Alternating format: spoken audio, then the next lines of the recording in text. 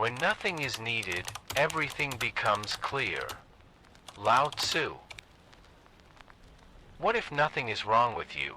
What if the joy you lost was never real joy at all? What if the collapse you're feeling isn't depression, but the first crack in the illusion that's controlled your entire emotional life? The world didn't lose its color, your consciousness outgrew the light that once created it. And once that light changes, every old pleasure dies instantly. Hold this line, because what comes next flips everything you believe about joy, awakening, and who you really are. There comes a moment when the things that once animated the inner world start feeling strangely muted. Music that used to spark chills now plays without stirring anything.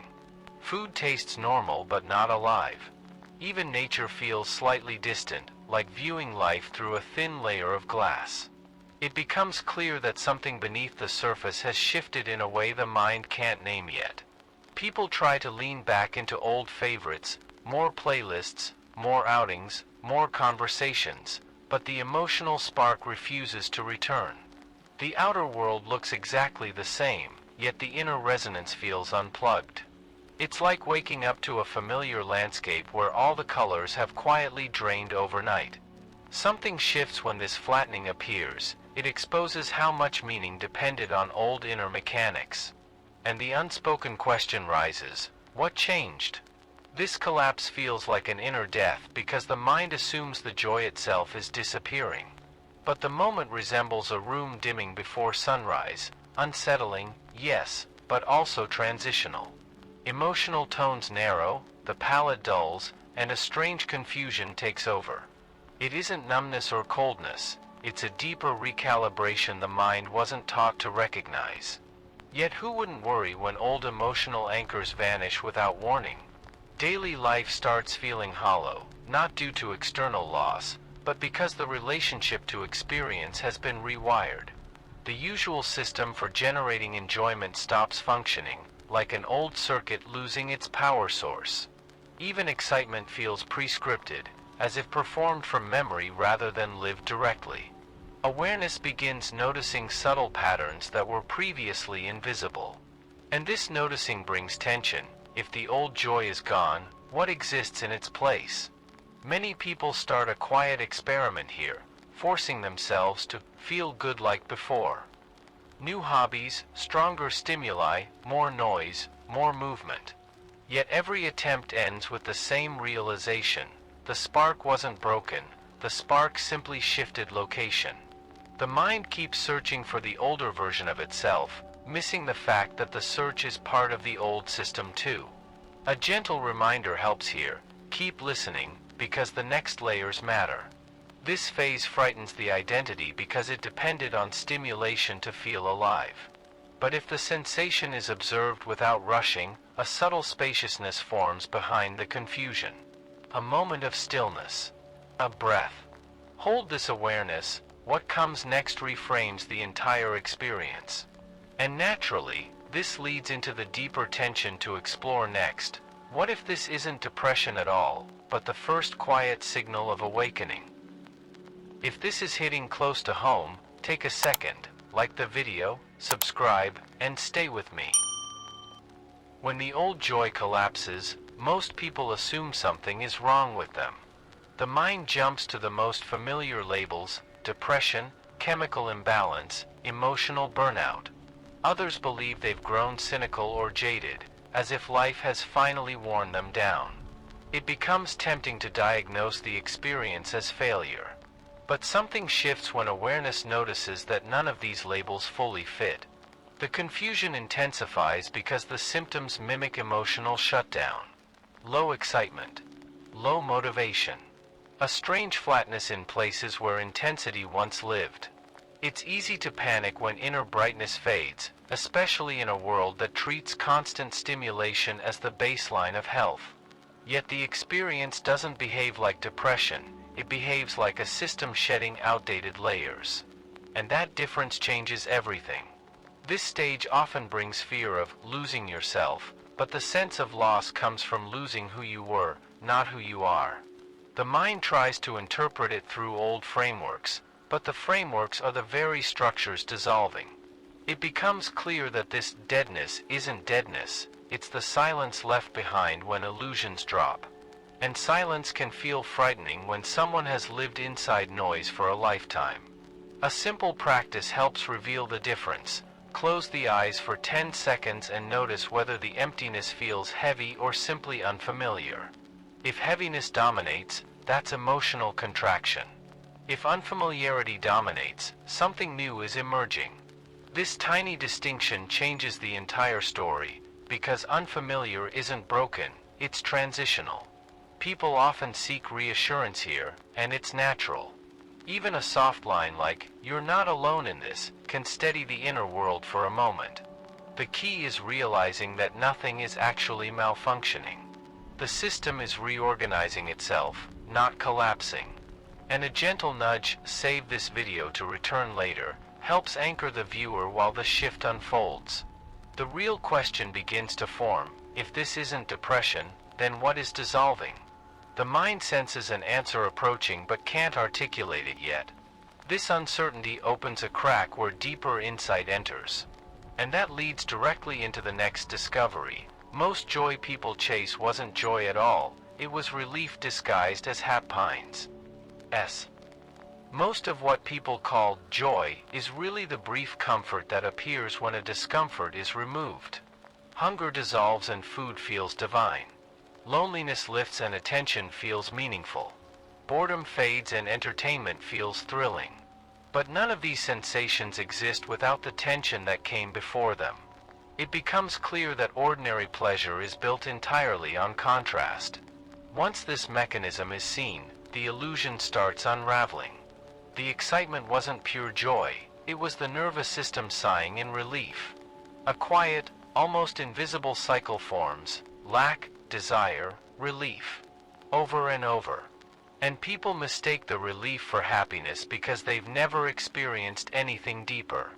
This is the hidden trap most modern lives revolve around without noticing. Ordinary joy depends on discomfort to exist. Without hunger, food loses flavor. Without longing, connection loses its spark. Without boredom, stimulation loses its impact. The entire structure hinges on the presence of a preceding, minus moment. This is why the highs feel so good, and why they never last. The system is engineered to collapse as soon as the relief fades.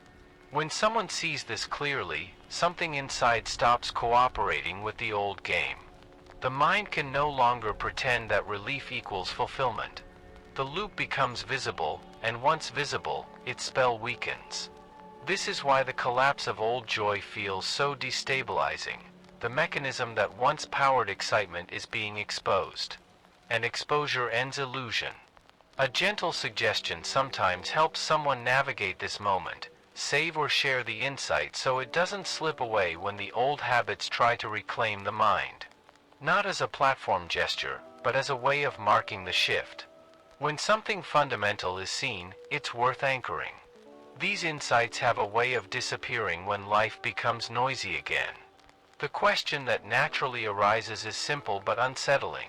If the joy I knew wasn't real joy, then what happens when desire itself is seen through? This question opens a door the mind rarely approaches on its own. And that door leads straight into the next revelation, the pleasure-pain loop and its hidden engine. The moment awareness recognizes that desire creates the very lack it tries to solve, everything changes. The chase for pleasure begins generating its own dissatisfaction, like a fire that burns hotter the more it's fed. Every pursuit feels exciting at first, but the excitement fades the moment the reward arrives. Then a new desire appears, repeating the cycle. It becomes clear the loop sustains itself. This loop functions like a subtle form of addiction. Not dramatic, not destructive, just constant. The promise of satisfaction keeps the mind running, yet satisfaction itself lasts only as long as the nervous system resets. It's the pause between cravings that feels good, not the fulfillment itself. This is why so many people feel restless even when life looks complete on paper. The loop keeps them quietly chasing. When the mechanism is finally seen, pleasure stops delivering the same high. It's not broken, it's exposed. Awareness begins noticing the tension that precedes every desire, the craving that precedes every reward. Once this rhythm is noticed, the spell weakens. The loop no longer hides behind excitement. And excitement, without illusion, loses its power to control the inner world. This creates an uncomfortable clarity. Chasing pleasure now feels hollow, but stopping the chase feels scary. The mind stands between two worlds, unable to fully enjoy the old one yet not ready to abandon it. This tension is normal. In fact, it signals that something deeper is waking up. A soft echo emerges inside. There has to be more than this, and that line refuses to go away. People often feel tempted to ignore this realization, hoping the old joy will return if life becomes more interesting. But interest isn't the issue, illusion is. A quiet suggestion helps here, like the video or save it, not for the algorithm, but so the insight doesn't get lost when old patterns pull you back. These glimpses are fragile in the beginning. The loop eventually reveals its final truth. The pleasure-pain cycle isn't failing, it's completing its purpose.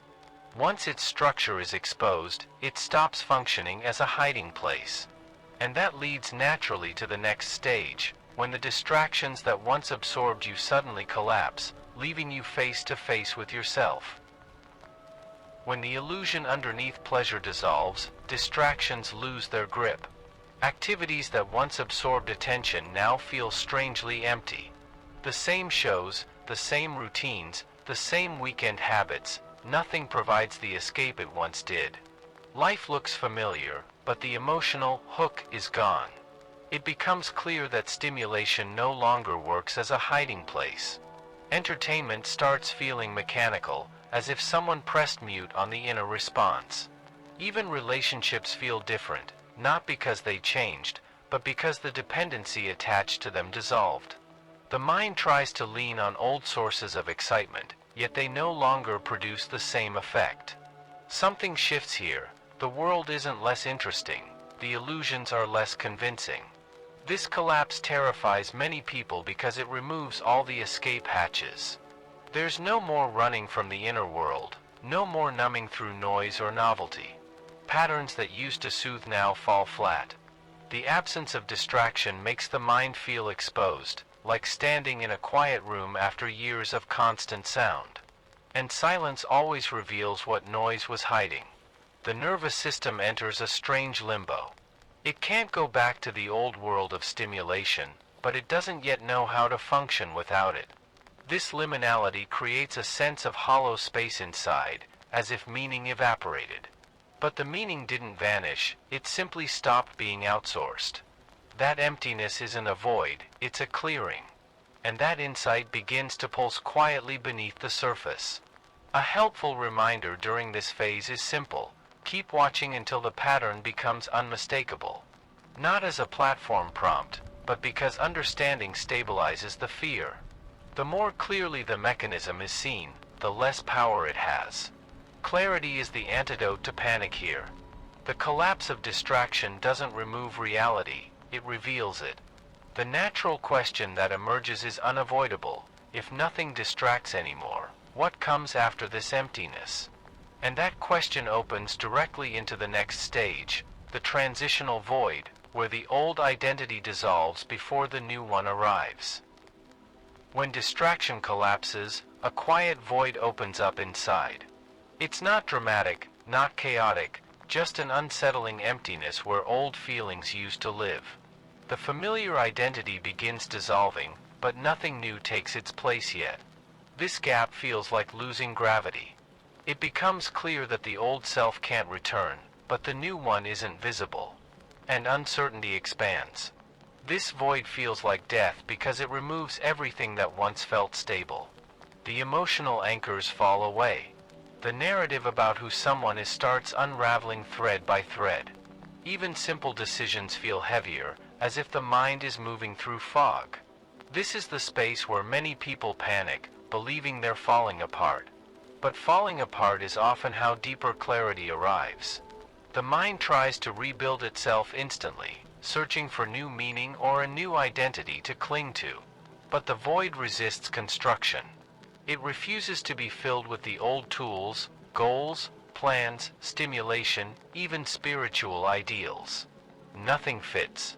Awareness starts noticing that forcing direction only deepens the confusion. And that noticing becomes the first glimpse of inner maturity. The absence of identity creates a strange freedom too. Without the old roles, there's no pressure to perform, impress, or maintain an image. Life becomes quieter, slower, almost neutral. Not good, not bad, just open. Many people don't recognize this openness as part of transformation because it lacks excitement. But growth rarely begins with excitement, it begins with spaciousness. This stage isn't meant to be rushed. A soft reminder helps: save this insight somewhere, because the mind will try to label the void as failure later. But the void is a clearing, a psychological detox that empties the container so something real can enter. What feels like nothing is actually preparation. And preparation always precedes emergence. The question begins forming in the background: if the void is clearing the space, what kind of perception is about to enter? And that question leads directly to the next shift, when the candlelit world of old pleasures gives way to a new kind of daylight. The transition feels like stepping out of a dim room lit only by candlelight. For years, the mind became absorbed in the shadows dancing on the wall, old pleasures, desires, fantasies, and distractions. Those shadows seemed alive, meaningful, almost magical. But the moment a door opens and daylight pours in, the shadows vanish. It becomes clear they were never the source of light. At first, the new brightness feels overwhelming. Too sharp, too raw, too honest. The world looks washed out, as if the emotional colors have been bleached. Nothing feels as stimulating as it did under the candlelight's warm glow. This creates a painful illusion of loss, as if something precious has been taken. But the loss isn't real, it's the adjustment to a reality with more light. The mind instinctively wants to go back to the shadows, because shadows are comfortable and predictable. They move softly, they don't overwhelm, and they create a sense of mystery without requiring depth. But once daylight enters, the old shadow world cannot rebuild itself. Something shifts when this is seen clearly. The absence of shadows isn't emptiness, it's clarity. This stage reveals how much of the old joy was dependent on dim lighting. In low awareness, even small pleasures appear magical. In higher awareness, only truth feels satisfying. The candlelight made ordinary experiences look dramatic, daylight makes them look real.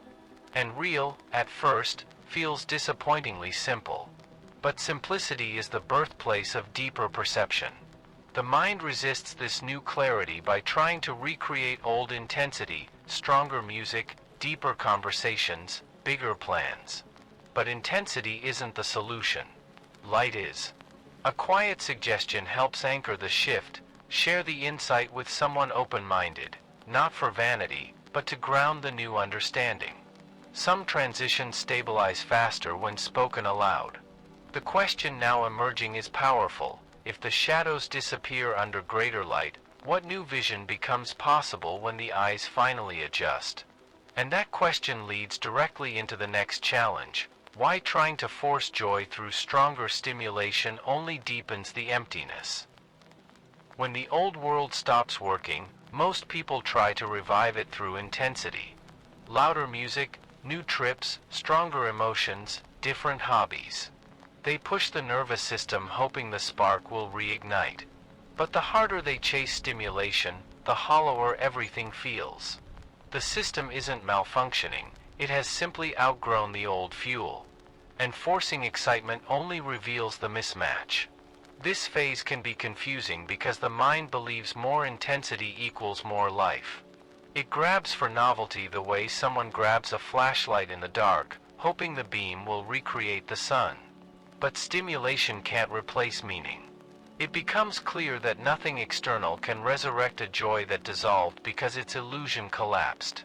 And that realization stings before it liberates. Trying to force joy becomes exhausting. The highs feel smaller, the drops feel heavier, and each attempt drains more energy than it gives. Life begins to resemble a series of attempts to feel something, yet nothing satisfies. This is because stimulation works like inflation. The more it's used, the less valuable it becomes. Desire expands, but fulfillment shrinks. And the cycle repeats until it breaks.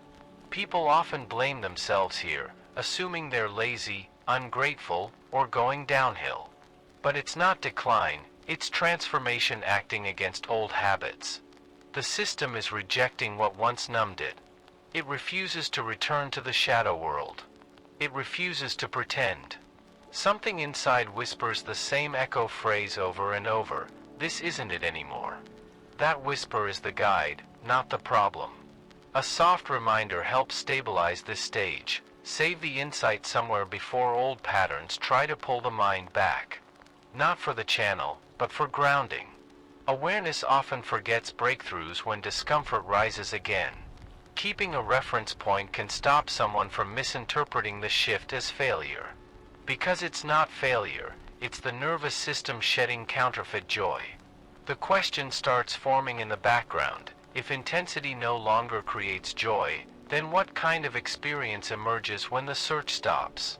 This opens the doorway toward the next revelation, something quieter, deeper, and shockingly stable, the rise of a fundamental okayness that doesn't depend on anything external.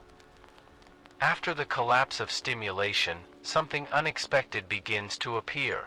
It isn't joy, excitement, or emotional high. It's quieter than all of that. A gentle sense of "this moment is enough" slowly rises, almost shyly. It doesn't shout, it doesn't sparkle, but it feels strangely stable. It becomes clear that this okayness isn't a mood, it's a baseline. This new state confuses the mind at first because it doesn't feel dramatic. There's no thrill, no rush, no fireworks. It feels more like a long exhale after years of holding tension. A neutrality that isn't empty but steady. And for the first time, experience stops depending on conditions. Nothing needs to improve for the moment to feel livable. That's new. The lack, desire, relief cycle no longer dominates. Without that constant oscillation, the body relaxes into a more natural rhythm. The nervous system stops bracing for the next hit of stimulation. Awareness notices a softness in the background, like a house finally quiet after decades of noise. Many people miss it at first because they're expecting happiness, not peace. But the peace grows.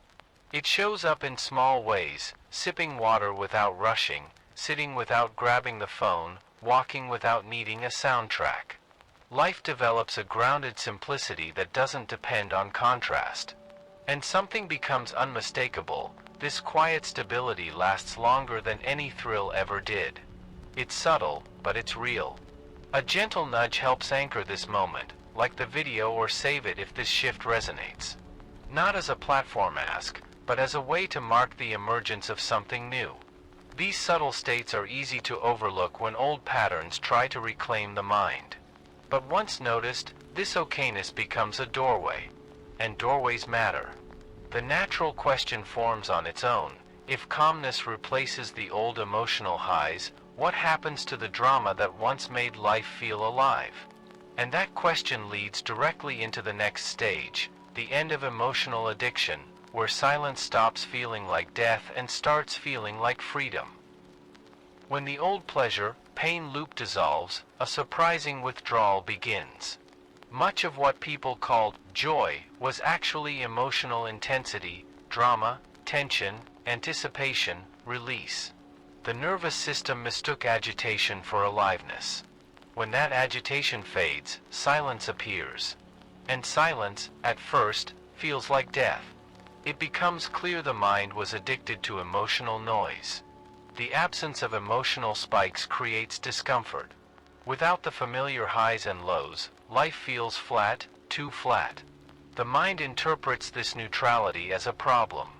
But what's really happening is detox.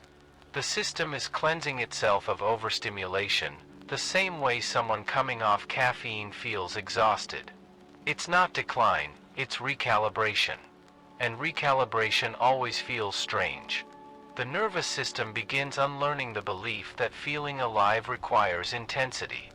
This shift exposes how much drama was used as fuel: arguments, fantasies, overthinking, emotional highs. All of it created the illusion of movement. But once the cycle breaks, movement becomes quieter, subtler, more grounded. And that groundedness initially feels like nothing. But nothing is often the beginning. When the addiction ends, life slows down.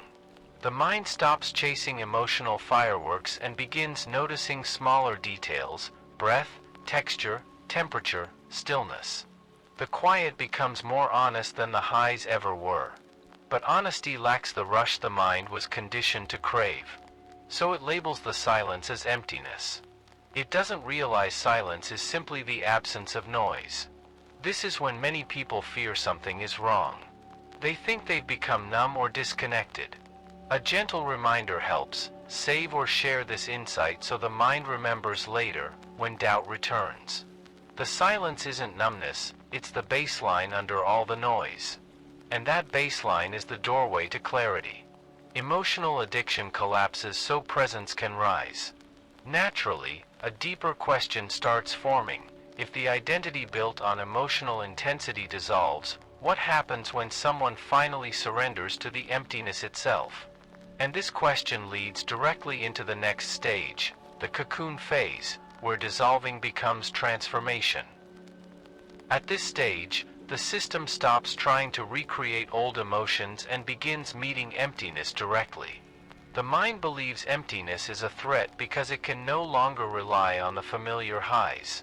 But emptiness isn't the enemy, it's the dissolving phase of transformation. Like a caterpillar melting into formlessness, the identity must lose its shape before anything new can emerge. It becomes clear that dissolving isn't dying, it's opening. The attempt to force joy keeps the old paradigm alive. Every effort, every push, every search assumes something is missing. And that assumption reinforces the very lack someone is trying to escape. Awareness begins noticing that grasping tightens the void, while allowing softens it. Something shifts when the grip loosens. The emptiness doesn't swallow you, it holds you. This is the cocoon phase, the in-between where old structures dissolve and new ones haven't formed. Nothing feels solid. Nothing feels defined. It's a psychological liquefaction, and it always feels disorienting. The mind wants to rebuild an identity immediately, but the cocoon doesn't allow shortcuts. Dissolution is the work, and the work requires surrender, not effort. A simple micro-practice helps soften the resistance. Close the eyes for 10 seconds and notice one thing: emptiness has no edges. It isn't pushing back. It isn't demanding anything. It's simply space. And space is where new forms grow. This is the phase where many people feel they've lost their spark, their drive, their sense of self. But losing those things isn't regression, it's liberation. The self that depended on stimulation is dissolving. The self that sought meaning from outside sources is melting. And beneath all of that, a quiet intelligence is reorganizing everything. A soft suggestion: save this insight somewhere, because the mind will doubt it later. Gradually, the real question begins forming. If emptiness is allowed instead of resisted, what begins to appear in its quiet center? And that question leads naturally into the next stage, the discovery of wholeness in the most ordinary moments. When the seeking drops and the mind stops demanding intensity, the ordinary begins revealing a depth that was always ignored. Simple moments, breathing, sitting, noticing light on a wall, gain a quiet richness. Nothing dramatic happens. Nothing mystical appears. Yet something inside softens, as if life finally stops asking for permission to be enough. It becomes clear that presence isn't an achievement, it's a return.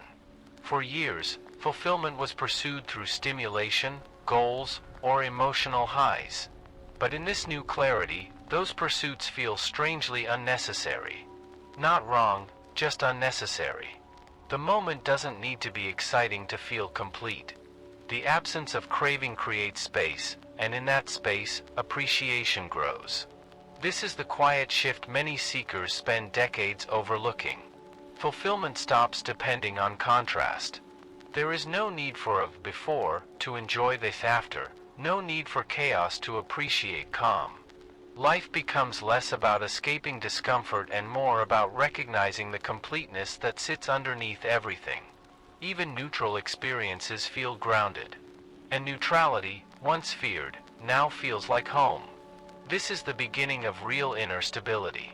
The mind slowly stops asking, "What's missing?" because the question itself loses relevance. Instead, awareness notices details previously invisible: the weight of the body on a chair, the subtlety of breath, the softness of silence. These moments don't shout, they whisper. And in that whisper, something profound appears, the recognition that life wasn't lacking, attention was scattered. People often feel surprised here because the shift seems too simple to be true. No fireworks, no revelation, no cosmic announcement. Just a quiet wholeness emerging from the background. This simplicity is the very reason it's overlooked. A gentle invitation helps anchor it, like or save this insight if the simplicity resonates. Not for the channel, just to mark the moment. And as this new way of being settles, one question naturally forms: if ordinary presence holds this much depth, what happens when the entire journey is reframed from the very beginning? That question opens the doorway to the hook that reframes everything the viewer believes about joy, collapse, and awakening. The moment this journey clicks, it becomes clear that joy was never something to chase. It was what remained when the chase ended. When the illusions collapse, when the drama dissolves, when the stimulation finally stops working, a deeper kind of aliveness appears. Not loud, not ecstatic, real. The kind of real the mind spends years trying to avoid. If this video opened even one doorway, subscribe so the next steps arrive without you searching for them. And let the silence between these lines settle for a second, because that silence is the beginning of your new baseline. As this new way of being unfolds, one question becomes inescapable: what happens when someone fully awakens into the ordinary world? That's the exploration waiting in the next video, so like, share, and activate notifications if you're walking this path. And if something in this journey hit you deeply, write one word below: awaken. Your next transformation begins the moment you decide to see differently. Let's keep going. The next doorway is already open.